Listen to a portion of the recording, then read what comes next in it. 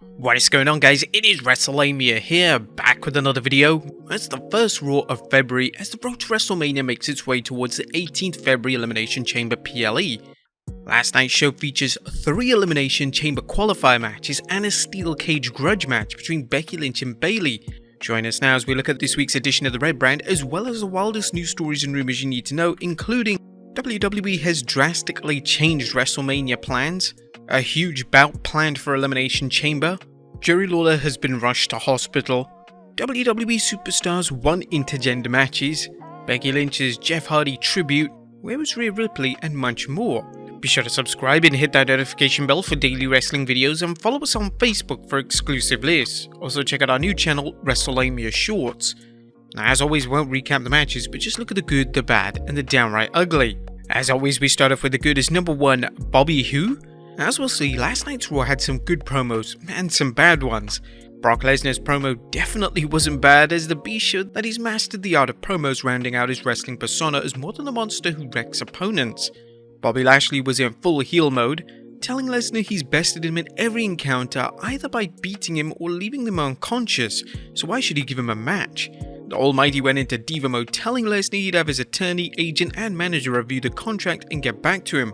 Unfortunately, Lashley made the critical error of turning his back on Lesnar, allowing Brock to F5 him not once, but twice. The segment superbly incorporated promos and physicality to build up a huge match.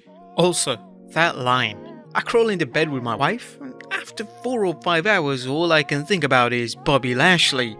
Now we know for one thing, Brock Lesnar is definitely going to be coming hard at Bobby Lashley.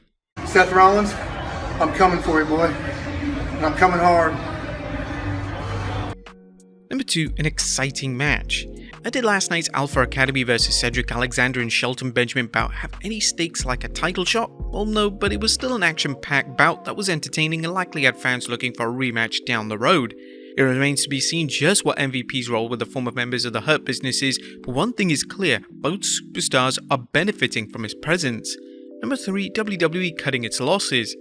It's been a long time coming, but JBL finally fired Baron Corbin after endless losses by his would-be protege. JBL and Corbin make a good team, but no matter how well they gel, you can't escape the fact that Corbin can't get over if he's jobbing every week.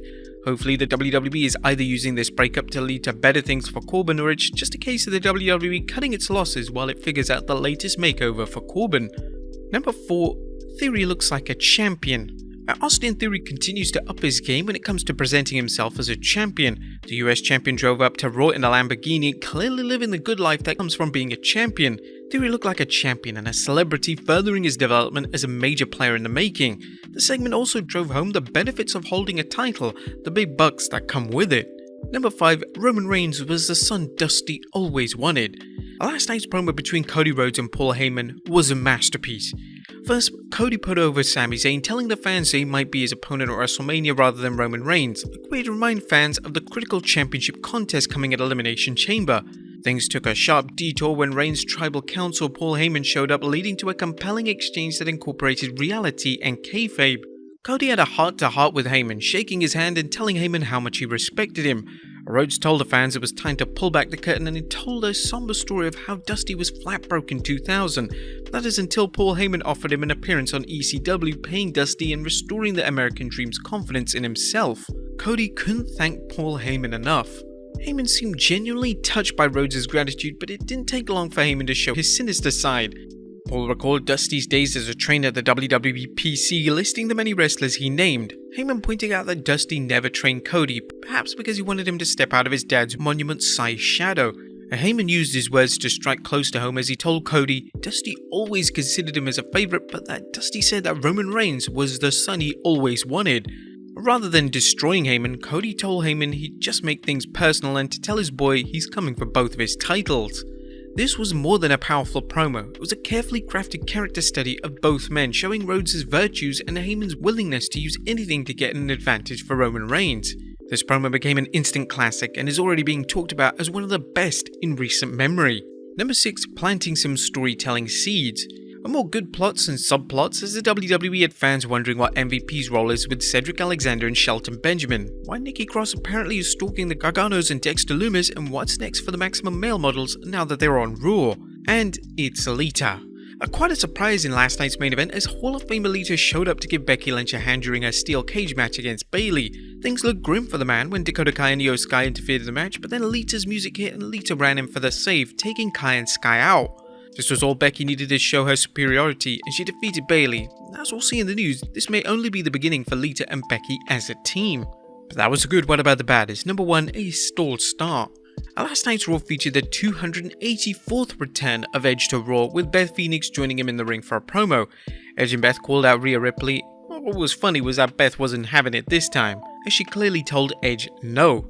As you might recall, Edge copped a feel of his wife Beth Phoenix while they were out on a previous Raw. Edge and Beth called out Rhea and Finn Balor, eager for revenge from Extreme Rules. Now, to no one's surprise, the Judgment Day showed up, but Rhea Ripley was absent. Things quickly broke down after an awkward exchange between the heels and the baby faces, with Priest and Dominic stumbling through their promos. Beth Phoenix didn't do much better, and thankfully the two groups started brawling, with the Street Profits running in to even up the odds. The only highlights of this opener were Edge telling the heels how they'd drop each other faster than Dominic dropped his pants in the clink, and Beth Phoenix hitting a glam slam on Dominic. And number 2 shortchanging a cage match. 15 minutes isn't enough time for a main event match, let alone a steel cage match, especially when it's also interrupted by commercials. This bout deserved more time and honestly should have been held on a PLE, but kudos for the WWE giving the fans the match it had to cut due to time constraints, but boos for shortchanging the women yet again. That was nothing downright ugly, as it was a solid show, as last night Raw prepared the fans for Elimination Chamber whilst also booking some interesting matches and segments for next week. Adding a great surprise of Lita showing up, and it was a good night for Raw. What would you guys think of the Red Brand last night? Let us know in the comments down below. Now let's move on to the news.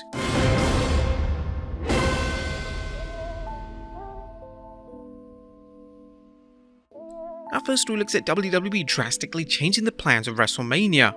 Atop of today's news is a talk that WWE changed up its plans for Cody Rhodes at WrestleMania 39. Meltzer commented on the Wrestling Observer Radio, if it was Roman and The Rock, then they were going to create a championship on Saturday night that Cody would have probably ended up winning, but it was Cody, Drew or Rollins that was going to come out of that one. They were creating a second one because they wanted to go back to 2 titles. Meltzer stressed, the key to this is that they're not creating a new championship on the Saturday night show. Yeah, they were talking about doing a second title on Saturday night. Do you guys think that Raw needs a world title? Next up, Jerry Lawler has been rushed to hospital. Jerry Lawler was taken to the hospital on 6 February and his condition is unknown and there are very few details concerning the situation.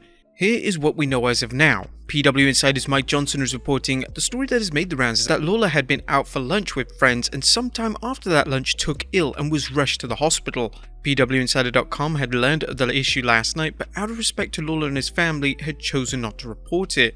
We'll continue following the story and we'll send our thoughts and prayers to Jerry Lawler and his many fans, friends and family. Next up, a big rumour as a big bout is planned for Elimination Chamber. It looks like Lita's return could be just the start of a program involving her, Becky Lynch and another Hall of Famer taking on Damage Control. Fightful Select reports that Lita and Lynch are expected to battle Damage Control Elimination Chamber and they may be joined by WWE Hall of Famer Trish Stratus. It's unknown whether Trish will wrestle or work at ringside to counter any outside interference from Dakota Kai. Would you guys like to see this match? Let us know in the comments down below. Next up, how are AEW stars reacting to live event announcements? AEW recently announced they'll be beginning running live events, aka house shows soon, so how's the locker room reacting to the news?